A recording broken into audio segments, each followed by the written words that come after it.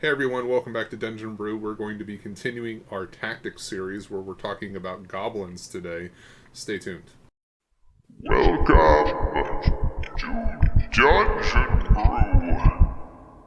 Hey everyone, we're talking about goblins today on Dungeon Brew and the various ways that you're going to be able to use them tactically to make them feel different than other types of monsters such as orcs and kobolds.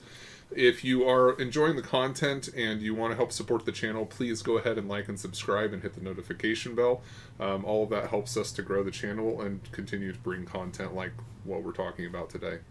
So, Joshua, we are talking about goblins today, and last time when I was talking about kobolds, I made a very bold claim that they are different. Please tell us how.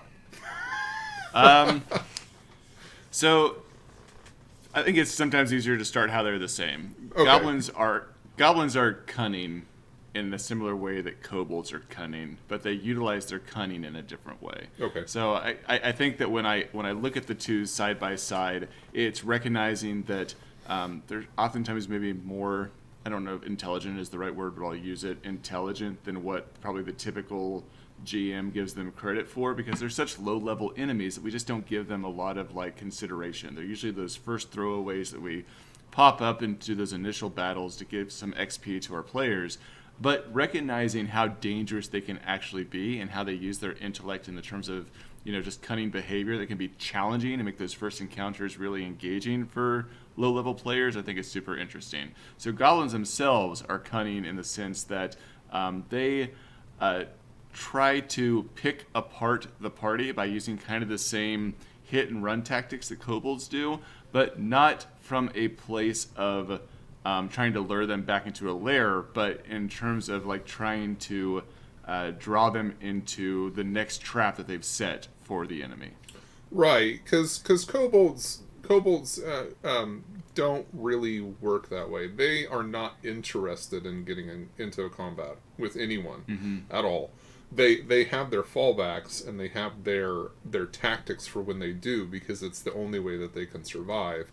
Whereas goblins will actively seek out confrontation.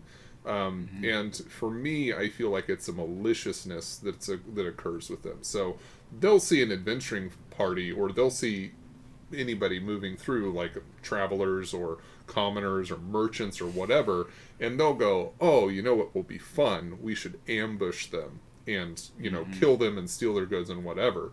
The kobolds aren't going to do that. The kobolds are going to see this and go, look at all those armed guards. We're not going to do anything with this.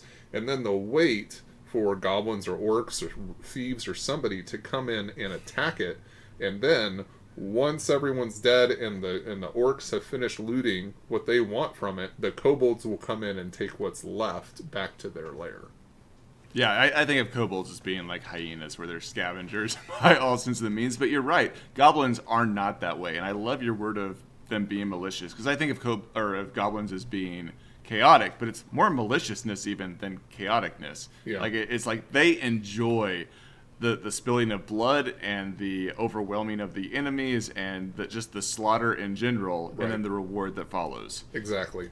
So one of the things that I think, the favorite thing that I have, like getting into the actual tactics here, that I think of when I think of goblins is the way that they engage. And the way that they engage is not, again, toe-to-toe, because that's not what they're interested in. They like to do a combination of things where they're like ambushing and retreating, which is basically something along the lines of they see the party coming down the road, and they get in their positions, and as soon as the party crosses the threshold, they all pop out, they fire once with their bows, and then they retreat immediately. They don't do anything else. They don't sit there and try and figure out what the party is going to do, give them a chance to react. Nothing. They pop up, they shoot them, and they run away. And then they just sit there and watch. And the party is like, what the hell was that?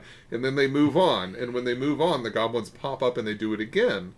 And so the second or the third time or the fourth time or however many times it takes, eventually the party is going to go, we have to chase them in order to be able to stop them from continuing to do this because they're hurting us. So the goblins prepare a feinted retreat where they pop up, they ambush, and this time they run into a specific location wait for the party to chase them, and then they do the same thing again to them. And this time they've made it worse because they've also littered the ambush location with pit traps and bear traps and all this other stuff. So the party runs in and they're getting hit by all of these things, and they try and run or move, and then they're getting hit by the pit traps and the bear traps and everything else.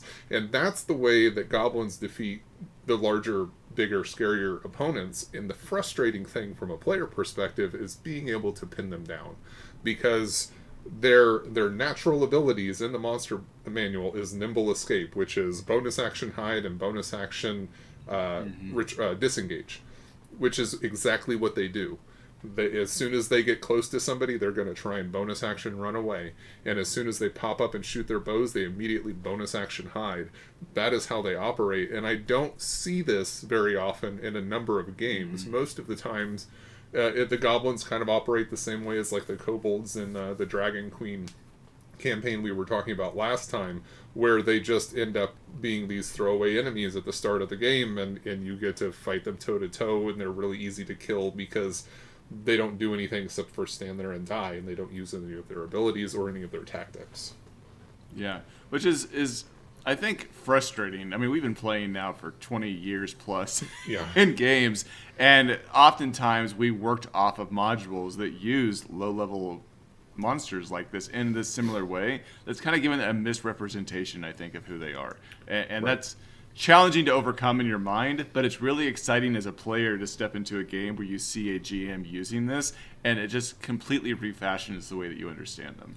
Yeah, and I think that the more as we go through the series, the more that you kind of start to piece together the tactics of these monsters and the way that they differentiate from one another in their approach to engaging the players. I think that the players are going to have a lot more enjoyment out of these types of combats, but the DM is also going to have that enjoyment because it doesn't feel like plug and play. All right, well, they fought goblins for a while. I'm going to go ahead and put in some kobolds. All right, they fought kobolds for a while. I'm going to go ahead and put in some orcs. It feels like there are tactics associated with it. And when the party comes to a village that's been attacked and they're like, okay, who did this? And they start to see evidence of specific tactics, they're able to go, oh, I know that it was an orc, or it was an orc raiding party because of X, Y, and Z. Which brings me into my next thing, which is the false flag operations that goblins like to pull, which is basically they will attack a village and they will leave evidence of other tribes and other, usually rivals, that they want the repercussions to go to because they themselves don't want to experience it. And I think that also is something that can be really fun in a lot of these games. Yeah, I think, again, it goes down to the motivations for the goblins. Right. They're not looking for just direct confrontation with their enemies. They're looking to reap the rewards, and they're enjoying the slaughter, and they're being clever in the way that they're essentially fulfilling those desires for themselves. They also function very much so in like areas of terrain that are beneficial to them, where they can do the hide and slipping away. So knowing that you're going to put them into like rocky caverns or within like thickets or within like brush makes sense. Which is probably why I don't usually throw them into like, I don't know, city terrains or open plains or, you know, areas that just like they don't have that same ability to use their tactics in those spaces. Yeah, I think for some of that you can have, like, you can get really clever with it. And I think like the open plain, for instance, I'll think of like Jurassic Park with the velociraptors moving through and circling the party, and that's kind of what the goblins would do. They're staying below that headline, and so they're gonna. They have no choice. They're that short, right? But they move into position, and so what they're gonna do is, instead of like trying to fire with bows, they just go running through the middle of the party line with a knife, try and hamstring somebody, go straight across the path into the tall grasses on the other side, and bonus action hide. And that is what they do. They don't do anything else. And they do this a couple of times as the party is moving through. And I think that the tactics of the goblins are something that they really can mix and match and use in different areas, just if they want to or if they're forced to. Now, I do want to touch on a couple of things, and these are probably more flavorful than anything, depending on what like the lore is in your world about goblins. But you were speaking specifically about like traps that they set for their ambushes, and again, their ambushes are not like their home base like kobolds. Their ambushes are set up into distinct locations where they know they have the advantage in doing that. But for myself, when I think of those traps, I think of like incendiary traps. You know, things that might be explosive, like Molotovs, perhaps. Which they may be utilizing in conjunction with their pit traps, so to speak. And they may also have things as part of their ambush party that could include like goblin shamans or even like warg riders that ride ahead, particularly to, you know, be scouts or lay some damage to the party before they reach the spot of ambush. Now, those things you want to use sparingly, that based on your own lore in the world that you build, but I think those things are really exciting. And the only other, I know you want to jump in here. The other thing I want to say with this is that they would only include a warg rider or like a goblin shaman if it benefits them strategically for the ambush. You wouldn't just throw it in there for the sake of having it there. They're being cunning in their use of having that be part of their ambush party. Right, and like the warg is a very aggressive thing. So this is like war party style goblins, which I think is different than ambush style goblins. Which is not to say that they're not, like, you don't use these in conjunction. You have the ambush that leads them back to a spot where a bunch of warg riders jump on the party. Like that's how they handle that. Where the goblin shaman is using pass without a trace to give all of the goblins in that ambush party a +10 on their stealth checks, which makes it almost impossible for the party to be able to locate them if they don't want to be located. Like, you can have a lot of fun with these, and the goblins are good at it. So don't pull punches when it comes time to what clever tactics can they use. And so I there's a couple other things that I do want to mention. I mentioned earlier that they will do false flags. Something else they'll do is the scorched earth policy, where they go to the village, and if they don't want to be found, they'll just burn everything. They'll kill everyone, burn it to the ground. Like, that is a protection type thing. It's like somebody committing a crime and then committing an arson afterwards to cover up the evidence. Like, that's the kind of thing that they'll do. They also engage in asymmetrical warfare, which is something that we've been talking about this entire time, which is they are doing a one-sided thing. They recognize they're physically weaker. They recognize that they're not up to the task, and so they try and target weaknesses of those people that they're interested in being able to hunt down. So if they're hunting orcs, goblins are hunting orcs, they know that orcs are super aggressive, they're prone to rage, so they're going to try and make use of that irrationality in the way that they prepare their ambushes. And they're going to do as much as possible to enrage the orcs, so the orcs aren't thinking clearly about how they're reacting to the traps that are being put in place. They use those types of things to their benefit anytime that they can, so that they are on the benefiting end of any of the ambushes or the hit and runs that they set up. Yeah, that makes sense to me. And even in you talking about that, like the big distinguishment that I think of between kobolds and goblins, and I'm mentioning those two because they're the two that we've talked about so far in this series, is that kobolds are more protective and defensive in their application of like combat, where goblins have an aggressive nature to it. Yes. They're aggressively moving you into traps. They're aggressively attacking you from a distance using their archers or what have you, and then getting away again.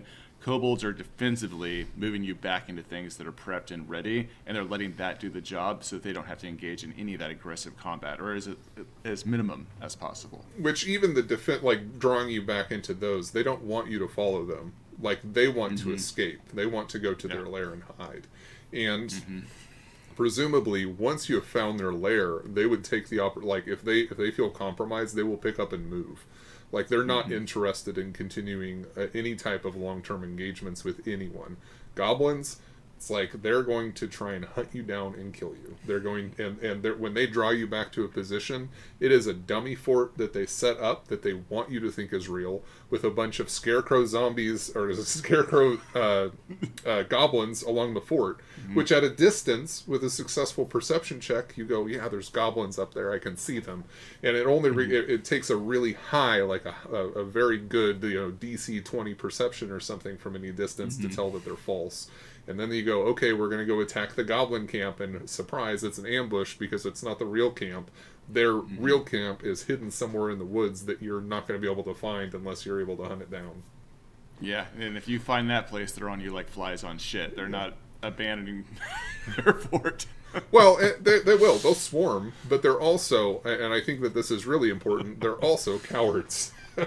So if somebody dies, Find the balance. They'll run, and that's why the goblin boss has that ability to throw one of his allies in front of an attack that's coming at him, because they're more concerned with saving their own skins than anything else.